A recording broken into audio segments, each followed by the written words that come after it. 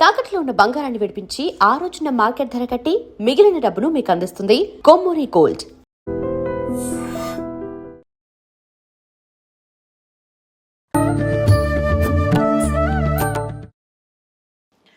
నమస్కారం, welcome to I dream. ధర్మ మార్గం విత్ విజిత కార్యక్రమానికి స్వాగతం. ప్రస్తుతం మనతో పాటు ఉన్నారు ప్రముఖ జ్యోతిష వాస్తు పండితులు బ్రహ్మశ్రీ అన్నవరపు తిరుపతి మూర్తి అవధాని గారు. ఇప్పుడు వారితో మాట్లాడేద్దాం. నమస్కారం గురుగారు. ఓం శ్రీ మహాగణాధిపతయే నమః. గురుగారు, రథసప్తమి అయితే ఆ రోజు ప్రత్యేకించి రథసప్తమి అనగానే సూర్య భగవానుడి ఆరాధన గుర్తొస్తుంది అందరికీ కూడా. ఏ విధంగా మనం సూర్య భగవానుడి ఆరాధన చేయాలి ఆ రోజున? ముఖ్యంగా ఆ రోజున తర్వాత నుంచి ఆడవాళ్ళు ఏదో నోములు కూడా నోచుకుంటారని చెప్పి వింటూ ఉంటాం. ఆ నోములు ఏంటి, వీటన్నిటి గురించి తెలియజేయండి.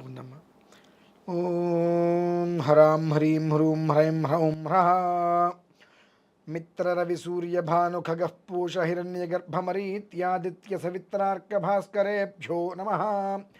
సంజ్ఞా పద్మినీ ఛాయా ఉషా సమేత హరిహర బ్రహ్మాత్మక సవిత్ర శ్రీ సూర్యనారాయణ పరబ్రహ్మణే నమః.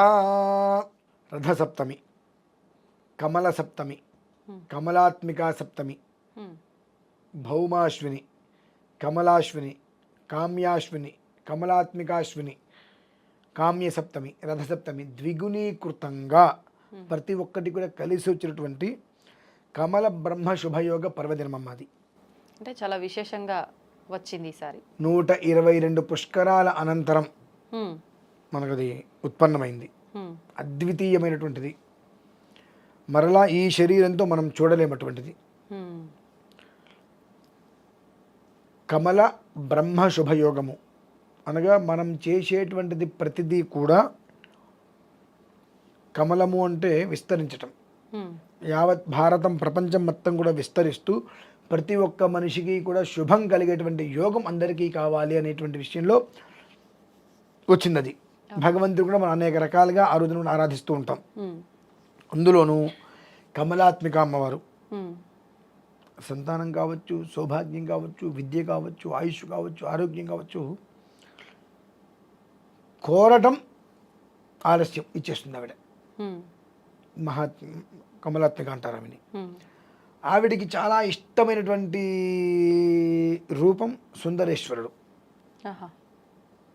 ఆ రోజు నాడు సూర్య నమస్కారాలు పూర్తి చేసుకొని సుందరేశ్వర స్వామి వారికి ఆరాధన చేయడం చాలా శ్రేయస్కరం. సుందరేశ్వర స్వామి అంటే మీనాక్షి సుందరేశ్వరుడు అంటూ ఉంటారు. ఆయన అంటే మరకత రూపమమ్మ, మరకత శివలింగం. ఆ మరకత రూపంలో ఉండేటువంటి సుందరేశ్వర స్వామివారికి కనుక మనం ఆరాధన చేసినట్లయితే సుందరకరమైన జీవితాన్ని ఆయన ప్రసాదిస్తాడు. ఇది ఒక విషయం. ప్రధానంగా రథసప్తమి అనగానే ఈ మాఘమాసం మొదలుకొని కనీసం ఈ 30 రోజులు ప్రతిరోజు సూర్యనారాయణ స్వామి వారిని కనుక మనం ఆరాధించినట్లయితే ఒక మనిషికి తలనొప్పి కూడా రాదమ్మా. హార్ట్ స్ట్రోక్లు వచ్చిన వాళ్ళకి కూడా కొన్ని మంత్రాలు ఉంటాయి అందులో. ఉద్దీయన్నద్యమిత్రమః ఆరోహణోత్తరాందివం హృద్రోగం మమ సూర్య. ఈ యొక్క కొన్ని మంత్రాలు చదవటం వలన హార్ట్, గుండెకి సంబంధించిన వ్యాధులు నయమైపోతాయి. అటువంటివి పునర్మామైత్వింద్రియం పునరాయు పునర్భగ అని చెప్పి శరీరంలో ఏదైనా నరాలు ఏదైనా చచ్చిపడిపోయినట్లయితే ఈ కొన్ని రకాల మంత్రాలని పారాయణ చేస్తే మళ్ళీ అతను పునర్జీవుడు అవుతాడు. అలాగే సంతానం సమయంలో పిల్లలు అడ్డం తిరిగారు కడుపులో, ఆపరేషన్ చేయాలి అన్నప్పుడు అందులో ఒక మంత్రం ఉంటుంది. 1.5 నిమిషం ఉంటుంది. ఆ మంత్రాన్ని కనుక ఆ అమ్మాయి వినేటట్టుగా కనుక చదివితే ఆ మంత్రం అయ్యే లోపులు ఫ్రీ డెలివరీ అయిపోతుంది. అంత అద్భుతమైనటువంటి విధానం వేదం చెప్పబడిందమ్మా. మరి ఇట్లాంటి విధానాలు అన్నీ ఉండగా ఇప్పుడెందుకు ఇలా సిజేరియన్లు ఇబ్బందులు వచ్చినప్పుడు రకరకాలుగా ఐసీయూలో ఉన్నా కూడా ఇబ్బందులు పడ్డము, ఉంటారో లేదో అన్న ఒక అయోమయంలో ఉండటం, ఇవన్నీ గురుగారు? ఇప్పుడు ఎలా ఉంటుందంటే,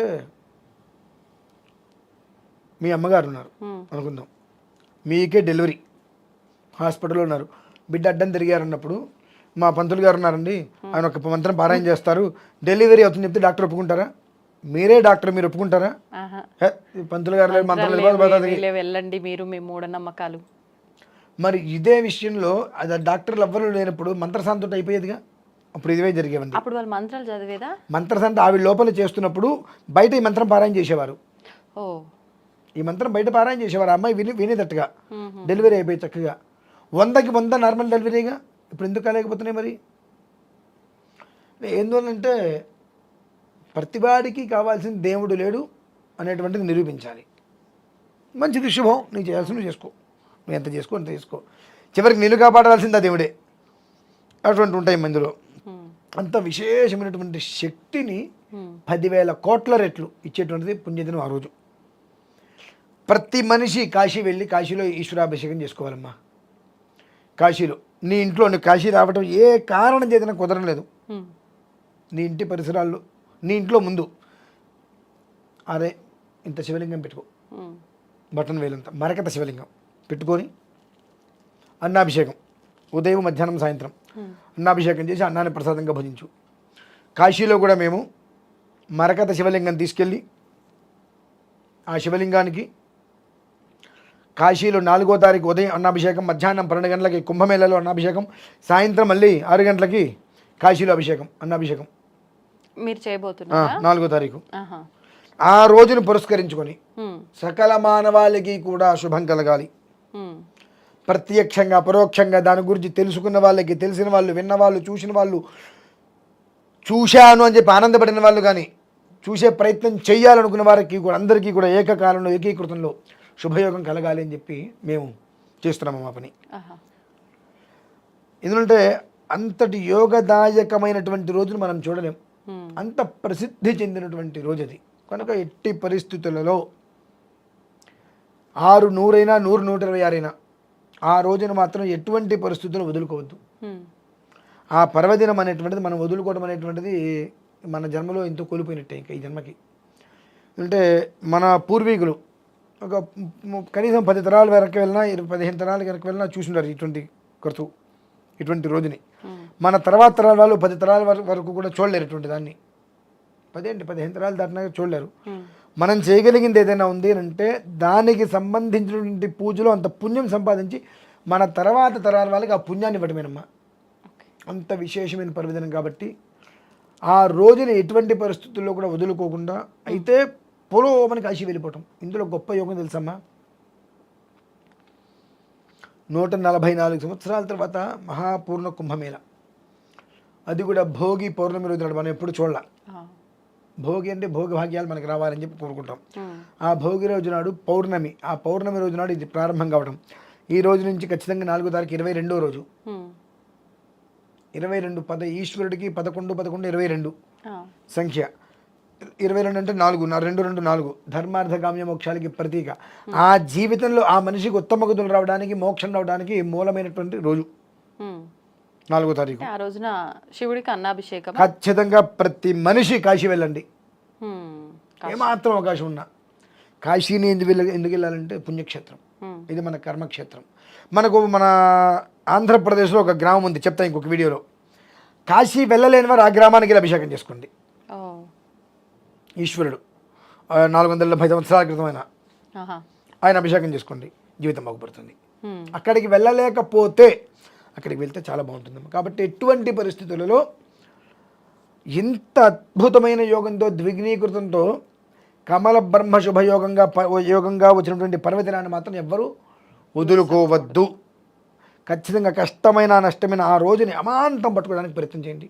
ఇక మిమ్మల్ని అదవదాలు పట్టుకు తీరుతుంది. అంటే ఆ రోజంతా పూర్తిగా శివనామ స్మరణ చేస్తూ ఆ రోజంతా చేయకలేదమ్మా. ఉదయం మధ్యాహ్నం సాయంత్రం 3 పూట్ల 3 సార్లు. ఇప్పుడు మేమున్నాం, మాతో వచ్చారనుకోండి, ఆ రోజంతా అవుతుంది మాతో వస్తే. అంటే ఉదయం 6 గంటలకు కాశీలో చేస్తామమ్మా. కాశీలో అన్నాభిషేకం, దధ్యన్నాభిషేకం పూర్తి చేసుకొని ఆ శివలింగాన్ని పెట్టుకొని కుంభమేళ వెళ్ళిపోతాం. అక్కడి నుంచి బయలుదేరి కారేసుకొని కుంభమేళ వెళ్ళిపోయి అక్కడ మళ్ళీ అభిషేకం చేసుకోవడం, స్నానం చేయడం, అభిషేకం చేయడం. అభిషేకం పూర్తి కాగానే మళ్ళీ అక్కడి నుంచి బయలుదేరి కాశీ వచ్చేయడం, మళ్ళీ గంగలో మనకడం, మళ్ళీ అభిషేకం చేయడం. ఒక్క రోజులోనే సాధ్యపడుతుందా? చెయ్యాలి, సాధ్యపడుతుంది, సాధ్యపడాలి. అంటే ఒకే దగ్గర ఉండటం వేరు, ప్రాంతాలు మారి మళ్ళీ రావటం వేరు కదా గురువుగారు. అలా చేస్తేనే కదా మా ఫలితం వచ్చేది. నేను ఇక్కడే కూర్చుంటా, ముక్కు ముసుగు కూర్చున్నట్టు ఉపయోగం లేదు. 3 చోట్లకి మారాలి.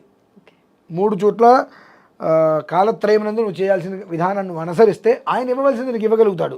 నువ్వు చేయాల్సింది చేయకుండా నాకు నేను కొంగు పడతా నాకు ఇవ్వు అంటే. కాబట్టి ఆ విధానాన్ని ప్రతి ఒక్క మనిషి అనుసరించి అనుభవించి ఆనందాన్ని పొందాలని చెప్పి నేను మనస్ఫూర్తిగా కోరుకుంటున్నానమ్మా. మంచి విషయాలు తెలియజేస్తారు గురుగారు, ధన్యవాదాలు. And for more videos, Please subscribe to iDream. Please subscribe to iDream. Please subscribe iDream. And please subscribe to iDream. For more videos, subscribe to iDream. please like, share, and subscribe to the channel. Congratulations, iDream. Subscribe to iDream. Subscribe to iDream.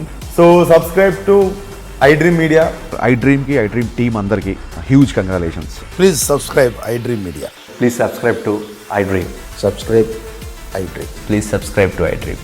iDream అంటే నా కళల channel subscribe చేసుకున్న నోరు తిరుగుతలేదు మీరైతే గంట గుర్తు కొట్టండి. For more such videos, please subscribe to iDream.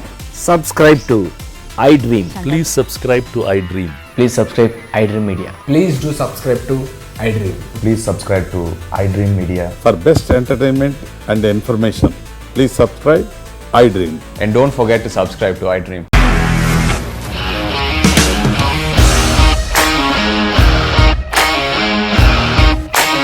ఇండస్ట్రీలో కమిట్మెంట్ ఇష్యూస్ వస్తే నీకు కూడా వచ్చినట్టు మార్నింగ్ తీసుకెళ్ళారంటే కొట్టి పడేస్తారు.